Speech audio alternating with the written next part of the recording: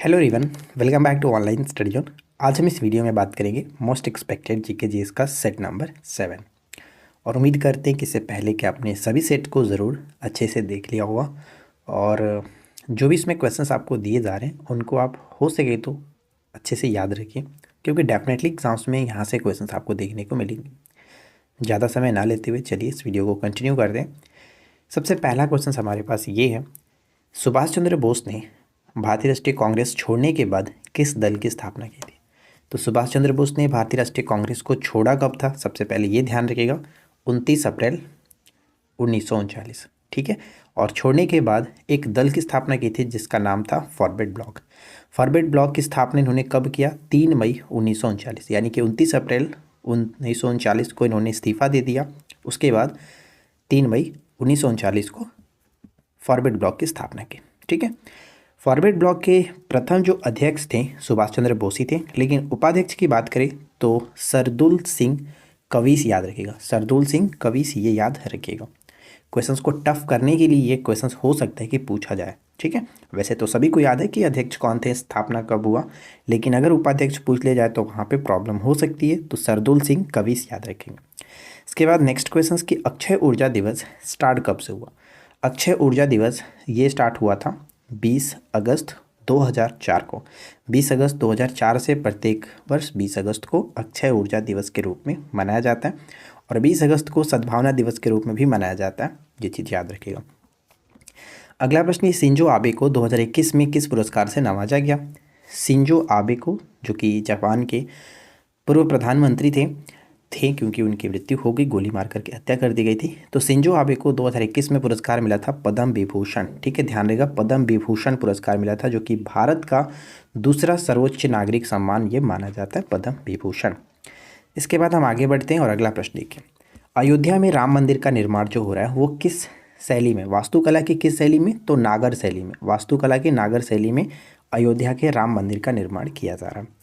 अगला प्रश्न कि विलियम जोन्स कप का संबंध किस खेल से है? विलियम जोन्स कप का संबंध किस खेल से? तो बास्केटबॉल यहाँ पे बिल्कुल सही आंसर होगा, बास्केटबॉल। अगला प्रश्न कि स्वेथलिंग कप का संबंध किस खेल से? ध्यान रखिएगा, पेपर में पूछा भी गया था। स्वेथलिंग कप विश्व टेबल टेनिस यानी टेबल टेनिस से संबंधित है और ये पुरुषों का टेबल टेनिस को स्वेथलिंग कप के नाम से जाना जाता है। तो इंपॉर्टेंट रहेगा, याद रखेंगे। अगला प्रश्न कि द्रौपदी मुर्मू का निर्वाचन क्षेत्र कौन सा है? द्रौपदी मुर्मू का निर्वाचन क्षेत्र रायरंगपुर ये 1997 से यहाँ पे निर्वाचित हुई थी, ध्यान रखेंगे। अगला प्रश्न कि राष्ट्रीय मानवाधिकार आयोग के अध्यक्ष और सदस्यों का कार्यकाल कितना होता है? राष्ट्रीय मानवाधिकार आयोग के अध्यक्ष और सदस्यों का कार्यकाल 3 वर्ष या फिर 70 वर्ष की आयु, जो भी पहले पूरा हो। पहले ये जो हुआ करता था वो 5 वर्ष 70 वर्ष की आयु होती थी, लेकिन इसमें संशोधन किया गया। संशोधन के पश्चात 3 वर्ष और 70 वर्ष की आयु सीमित रखी गई है। ठीक है, राष्ट्रीय मानवाधिकार आयोग।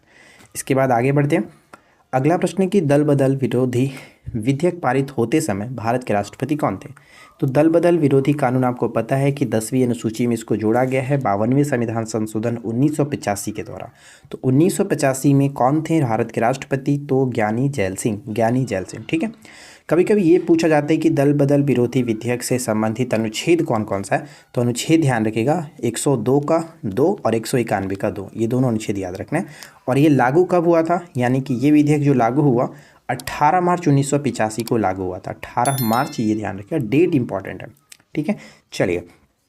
राष्ट्रपति का चुनाव का संबंध किस अनुच्छेद में? तो राष्ट्रपति का चुनाव जो है वो अनुच्छेद 54 के अंतर्गत देखने को मिलता है।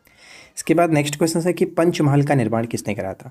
पंचमहल का निर्माण फतेहपुर सिकरी में अकबर के द्वारा कराया गया था। ये बहुत इंपॉर्टेंट है, इसको याद रखिएगा।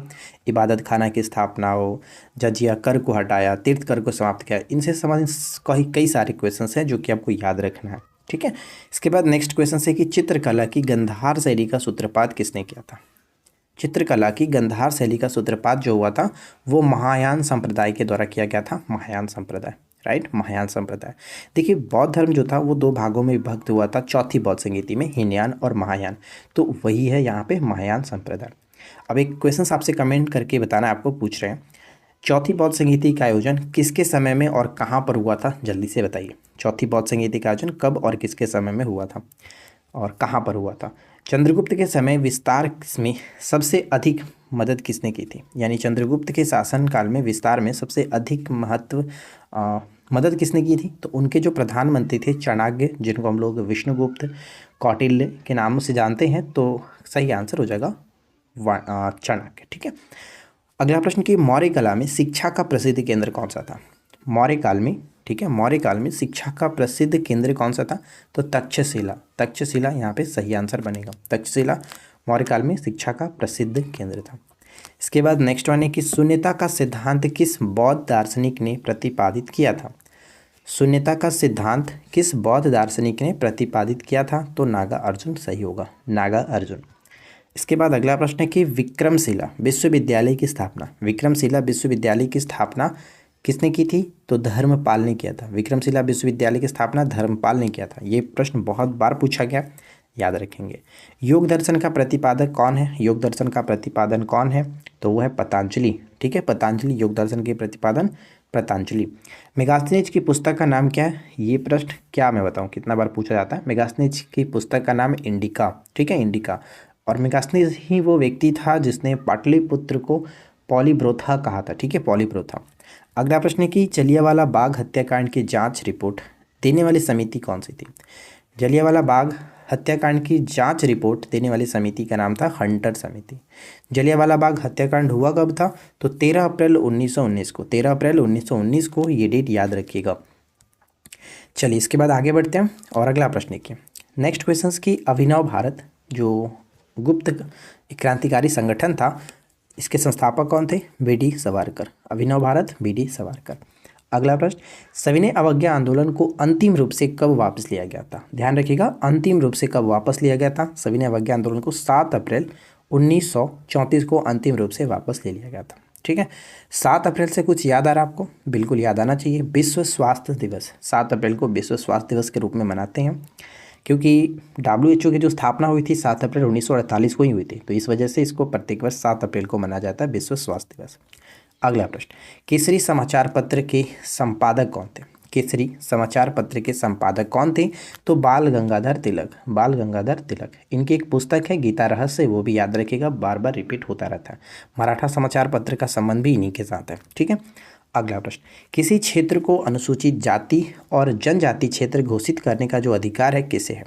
तो ये अधिकार प्राप्त है राष्ट्रपति को। किसे प्राप्त है? राष्ट्रपति को। यानी कि किसी क्षेत्र को अनुसूचित जाति या फिर जनजाति घोषित करने का जो अधिकार है वो राष्ट्रपति को है। अगला प्रश्न कि मुख्य चुनाव आयुक्त की नियुक्ति कौन करता है? मुख्य चुनाव आयुक्त की नियुक्ति कौन करता है? राष्ट्रपति के द्वारा की जाती है। अब जल्दी से कमेंट करके ये बताइए कि वर्तमान में मुख्य चुनाव आयुक्त कौन है? मुख्य चुनाव आयुक्त कौन है? अगला प्रश्न, यूएनईपी का मुख्यालय कहाँ स्थित है? यूएनईपी का मुख्यालय कहाँ स्थित है? नैरोबी, यानी केन्या की राजधानी नैरोबी में स्थित है। और यूएनईपी का फुल फॉर्म तो आपको पता ही है, कई बार पूछा गया, यूनाइटेड नेशन इन्वायरमेंट प्रोग्राम। ठीक है, आगे बढ़ते हैं। भारतीय वन्यजीव संस्थान कहाँ स्थित है? भारतीय वन्यजीव संस्थान कहाँ स्थित है? देहरादून। देहरादून में स्थित है भारतीय वन्यजीव संस्थान, देहरादून में स्थित है। जैव विकासवाद की अवधारणा किसने दी थी? जैव विकासवाद की अवधारणा जो है वो डार्विन ने दिया था। डार्विन ने दिया था। आगे बढ़ते हैं। अगला क्वेश्चन कि भारत की प्रथम वन नीति का निर्माण कब हुआ? भारत की प्रथम वन नीति का निर्माण 1894। गिद्ध संरक्षण जो परियोजना है, गिद्ध संरक्षण परियोजना जो है वो 2006 के साथ संबंधित है। 2006 के साथ। टाइगर प्रोजेक्ट 1973 याद रखेगा, गिर सिंह प्रोजेक्ट 1972 याद रखेगा। ये दोनों बहुत बार पूछा जाता है। और एक हाथी परियोजना 1992 से याद रखना है। चलिए इसके बाद है दक्षिण अमेरिका में उष्णकटिबंधीय घास भूमि को क्या कहा जाता है? दक्षिण अमेरिका में उष्णकटिबंधीय घास भूमि को क्या कहते हैं? तो कंपोज और लानोस के नाम से जाना जाता है। कंपोज और लानोस के नाम से जाना जाता है। अगर यही बात दक्षिण अफ्रीका की जाती और उष्णकटिबंधीय घास के मैदान की बात करते तो वहाँ पे हम लोग सवाना को टिक करते हैं, जबकि अगर दक्षिण अफ्रीका की शीतोष्ण घास के मैदान की बात की जाती तो वहाँ पर हम लोग वेल्ड को टिक करते हैं। ठीक है, वेल्ड। तो ये आपको याद रखना है। चलिए इसके बाद आगे बढ़ते हैं। नेक्स्ट क्वेश्चन की राष्ट्रीय विकास परिषद का अध्यक्ष कौन होता है? राष्ट्रीय विकास परिषद का अध्यक्ष प्रधानमंत्री होता है। राष्ट्रीय विकास परिषद प्रधानमंत्री होता है और नीति आयोग के अध्यक्ष भी यही होते हैं। अगला प्रश्न, उपभोक्ता अधिकार दिवस कब मनाया जाता है? विश्व उपभोक्ता अधिकार दिवस मनाया जाता है 15 मार्च को। 15 मार्च को। इसके बाद हमारा नेक्स्ट क्वेश्चन है कि उपभोक्ता आंदोलन का प्रवर्तक किसको माना जाता है। उपभोक्ता आंदोलन का प्रवर्तक किसको माना जाता है। यहाँ पे करेक्ट आंसर हो जाएगा राल्फ नादर। ठीक है, राल्फ नादर यहाँ पे राइट आंसर है। फ्रेंड्स, उम्मीद करते हैं कि आप लोग को ये वीडियो अच्छा लग रहा होगा। तो वीडियो अच्छा लगता है तो प्लीज़ वीडियो को लाइक एंड शेयर भी किया करें। शेयर आप लोग बिल्कुल भी नहीं करते हो यार, ये बहुत गलत बात है। प्लीज़ आप लोगों से रिक्वेस्ट है कि अपने फ्रेंड के साथ कम से कम तो 3-4 लोगों के साथ शेयर ज़रूर करो। चलिए, इसके बाद नेक्स्ट क्वेश्चन है कि भारतीय मानक ब्यूरो की स्थापना कब हुई थी। भारतीय मानक ब्यूरो की स्थापना 1947 में की गई थी। 1947 में की गई थी भारतीय मानक ब्यूरो की स्थापना। इसके बाद अगला प्रश्न है कि राजा चलेया जो समिति है किससे संबंधित है। राजा चलेया समिति का संबंध हो जाता है कर सुधार से। और मैं आपको बता दूं कि हमारे चैनल पे एक वीडियो है जिसमें मैंने कर से संबंधित सारी पॉइंट्स कवर किया। एक तो आपका प्रत्यक्ष और अप्रत्यक्ष कर वाला अलग वीडियो है जिसमें ट्रिक के माध्यम से आपको कवर कराया गया। एक समिति के ऊपर पार्टिकुलर वीडियो बनाया गया जिसमें सारी समितियाँ कवर है, आप उसको भी देख सकते हैं, सर्च कर लीजिए, मिल जाएगा। इसके बाद नेक्स्ट वन है कि सुरेश तेंदुलकर समिति का संबंध किससे। तो सुरेश तेंदुलकर समिति का संबंध हो जाता है निर्धनता आकलन, यानी गरीबी का आकलन करने से संबंधित ये आपका समिति बनाई गई थी। भारत में कोरोमंडल तट पर जो सर्वाधिक वर्षा होती है किस महीने में होती है। भारत के कोरोमंडल तट पर सर्वाधिक जो वर्षा होती है वो अक्टूबर नवंबर महीने में होता है। अक्टूबर नवंबर महीने में होता है। ठीक है, चलिए इसके बाद अगला प्रश्न है कि भारत में वर्षा का औसत कितना है। भारत में वर्षा का औसत कितना है। तो ये 118 सेंटीमीटर, कहीं कहीं कुछ थोड़ा बहुत अलग आगे पीछे होता है, लेकिन 118 सेंटीमीटर अभी फ़िलहाल मैंने देखा, मैंने पढ़ा, इसको याद रखिएगा। ठीक है, चलिए इसके बाद नेक्स्ट वन है कि राष्ट्रीय सतत कृषि मिशन कब लागू हुआ। राष्ट्रीय सतत कृषि मिशन कब लागू हुआ था। तो 2008 में ये लागू हुआ था, 2008 में। अगला प्रश्न कि राष्ट्रीय कृषि वानिकी अनुसंधान केंद्र कहाँ स्थित है। राष्ट्रीय कृषि वानिकी अनुसंधान केंद्र कहाँ स्थित है। तो ये झांसी में, उत्तर प्रदेश के झांसी में स्थित है, याद रखेंगे। राष्ट्रीय कृषि वानिकी अनुसंधान केंद्र कहाँ स्थित है, उत्तर प्रदेश के झांसी में। ब्लू बॉक्स का संबंध किससे होता है। ब्लू बॉक्स का संबंध किससे होता है। तो कृषि सब्सिडी से होता है। ब्लू बॉक्स का संबंध कृषि सब्सिडी से होता है। चावल का कटोरा किस क्षेत्र को कहा जाता है। चावल का कटोरा किस क्षेत्र को कहा जाता है। कृष्णा और गोदावरी के क्षेत्र को कहा जाता है चावल का कटोरा। ठीक है, चावल का कटोरा। इसके बाद आगे देखते हैं। नेक्स्ट क्वेश्चन है कि चांगला जो दर्रा है, चांगला दर्रा किसको किसको जोड़ता है। चांगला दर्रा जोड़ता है भारत और तिब्बत को, भारत और तिब्बत को। लानकला किसको जोड़ता है। लानकला दर्रा भारत और चीन को जोड़ता है, भारत और चीन को जोड़ता है। देखिए फ्रेंड्स, अगला प्रश्न क्या कह रहा है कि मेक इन इंडिया जो अभियान है, मेक इन इंडिया अभियान कब स्टार्ट किया गया था। तो 25 सितंबर 2014 को स्टार्ट हुआ था। डेट याद रखिएगा, 25 सितंबर 2014 को मेक इन इंडिया अभियान स्टार्ट किया गया था। चंद्रप्रभा अभयारण्य कहाँ स्थित है। चंद्रप्रभा अभयारण्य जो है वो उत्तर प्रदेश के अंतर्गत देखने को मिलेगा। ठीक है, और हाल ही में उत्तर प्रदेश का एक 53वां टाइगर रिजर्व बना है जिसका नाम क्या था, रानीपुर। नाम याद रखना है, रानीपुर। देखिए नेक्स्ट क्वेश्चन कह रहा है कि पाइडिथली सिरिमनु उत्सव, ध्यान से पढ़िएगा, पाइडिथली सिरिमनु उत्सव का संबंध किस स्टेट से। तो आंध्र प्रदेश के साथ, याद रखना ये उत्सव आंध्र प्रदेश से संबंधित है। त्रिचुरपुरम जो उत्सव है, त्रिचुरपुरम उत्सव का संबंध केरल के साथ होता है। त्रिचुरपुरम केरल के साथ। ठीक है, एकता प्रथा को संवैधानिक दर्जा किसने दिया था। एकता प्रथा को संवैधानिक दर्जा मतलब स्टार्ट हुआ था इल्तुतमिश, यानी कि एकता प्रथा को स्टार्ट किया था इल्तुतमिश ने ही, जबकि इसको समाप्त किया था किसने। तो ध्यान रखिएगा, इसको समाप्त कर दिया था अलाउद्दीन खिलजी ने। ठीक है, अलाउद्दीन खिलजी ने। नेक्स्ट क्वेश्चन, अभ्यास इक्वेरिन जो होता है किसके बीच होता है। अभ्यास इक्वेरिन जो होता है भारत और मालदीव के साथ होता है, भारत और मालदीव के साथ होता है। हिमाचल प्रदेश की लाहौल घाटी किस नदी का उद्गम स्थल है। हिमाचल प्रदेश की जो लाहौल घाटी होता है वो किस नदी का उद्गम स्थल है। चिनाब नदी का, चिनाब नदी का उद्गम स्थल होता है। अगला प्रश्न कि सर्वप्रथम बाल विवाह निषेध अधिनियम कब पारित हुआ। सर्वप्रथम बाल विवाह निषेध अधिनियम 1929 में पारित हुआ था। महापरियार जो घाट है, महापरियार घाट का संबंध किससे है, किसका ये समाधि स्थल है। तो डॉक्टर राजेंद्र प्रसाद यानी कि बिहारी गांधी के नाम से जो प्रसिद्ध है, बिहार गांधी के नाम से, देश रत्न के नाम से इनको जाना जाता है, महापरियार घाट। अगला प्रश्न, अजंता की गुफाएं संबंधित है। अजंता की गुफाएं संबंधित जातक कथाओं से, जातक कथाओं से संबंधित है। अगला प्रश्न कि आंतरिक आपातकाल किस वर्ष घोषित किया गया था। आंतरिक आपातकाल जो कि अब तक सिर्फ और सिर्फ एक बार घोषित किया गया, इंदिरा गांधी के सरकार में 1975 में, इंदिरा गांधी की सरकार में 1975 में आंतरिक अशांति के आधार पर आपातकाल घोषित किया गया था। बंगाल में द्वैध शासन किसने समाप्त किया। बंगाल में द्वैत शासन को समाप्त किया गया था वारेन हेस्टिंग्स के द्वारा, जबकि लागू किसके द्वारा किया गया था? तो रॉबर्ट क्लाइव ने इसको लागू किया था, जिसको बाद में वारेन हेस्टिंग्स ने समाप्त कर दिया था। मनसबदारी व्यवस्था में दो अस्पा सी अस्पा का नियम किस मुगल सम्राट ने लागू किया?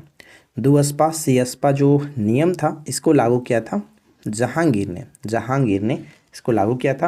और आपको पता है कि जहांगीर के शासनकाल को चित्रकला का स्वर्ण काल के नाम से भी जाना जाता है, क्योंकि इनके समय में मुगल जो चित्रकला थी वो चरमोत्कर्ष पर थी। लेकिन अगर कभी कभी क्वेश्चंस पूछे कि मुगल कालीन चित्रकला का प्रारंभ किसके समय में हुआ था, तो हुमायूं के समय में हुआ था। ये चीज़ ध्यान रखिएगा, स्टार्ट हुमायूं के समय में हुआ, लेकिन अगर चरमोत्कर्ष की बात करें तो वो जहांगीर को टिक करना है। चलिए, इसके बाद है कि सत्रिया जो नृत्य है, सत्रिया शास्त्रीय नृत्य का संबंध किससे होता है? असम के साथ होता है, असम के साथ। नेक्स्ट वन है कि सितारा देवी, कई बार ये क्वेश्चन पूछा गया। सितारा देवी, बिरजू महाराज जो हैं, इनका संबंध किस नृत्य से, यानी किस नृत्य के ये नर्तक हैं? तो कथक नृत्य, ठीक है, कथक। ये उत्तर भारत का शास्त्रीय नृत्य के रूप में जाना जाता है। तो एक और नाम याद रहेगा, सोवना नारायण। जैसे हमने ऊपर में देखा सितारा देवी, बिरजू महाराज, तो सोवना नारायण का संबंध भी कथक नृतक से, यानी कथक से संबंध रखते हैं। अगला प्रश्न क्या? नेक्स्ट वन है कि बरमुंडा द्वीप स्थित है। तो ये उत्तरी अटलांटिक महासागर में स्थित है। बरमुंडा द्वीप उत्तरी अटलांटिक महासागर में स्थित है। पद्मश्री पुरस्कार से सम्मानित होने वाले पहले एथलीट कौन थे? पद्मश्री से पुरस्कार से सम्मानित होने वाले पहले एथलीट थे मिल्खा सिंह, ठीक है, मिल्खा सिंह। और ये जो पद्मश्री है इसकी स्थापना हुई थी 1954 में। 1954 में इसकी स्थापना की थी। पद्मश्री भारत का चौथा सबसे मतलब कि अच्छा नागरिक पुरस्कार माना जाता है, चौथा नागरिक पुरस्कार है। तो ये चीज़ ध्यान रखिएगा। सवांग नृत्य का संबंध किससे है? सवांग नृत्य का संबंध हरियाणा से हो जाता है। सवांग नृत्य हरियाणा से। अलकप और डोमनिक जो नृत्य है इसका संबंध पश्चिम बंगाल से होगा। अलकप और डोमनिक जो नृत्य है इसका संबंध पश्चिम बंगाल से होगा। और पाइका और गोटीपुआ का संबंध उड़ीसा के साथ होता है। ये नृत्य है, सभी ध्यान रखें, ये नृत्य है। जैसे स्वांग नृत्य हरियाणा, अलकप और डोमिनक पश्चिम बंगाल का नृत्य है, पाइका और गोटीपुआ ये उड़ीसा का नृत्य है। ये सभी नाम याद रखिएगा क्योंकि ये इंपॉर्टेंट है, पेपर में रिपीट भी हुआ है, ठीक है फ्रेंड्स। तो उम्मीद करते हैं कि आप लोगों को आज का ये वीडियो अच्छा लगा होगा। वीडियो कैसा लगा नीचे कमेंट करके बताइए। अगर आपको अच्छा लगा तो प्लीज़ लाइक एंड शेयर जरूर करिएगा। और इस वीडियो को अपने फ्रेंड के साथ ज़्यादा से ज़्यादा शेयर करिए। ये PDF जो है वो आपको टेलीग्राम पर मिलता है, तो टेलीग्राम ज्वाइन करके रखिए, नीचे लिंक दिया गया, ठीक है। तो हम मिलते हैं आपके साथ इसी प्रकार के किसी और वीडियो में नेक्स्ट टॉपिक के साथ। Thanks for watching, keep watching, keep learning, have a good day.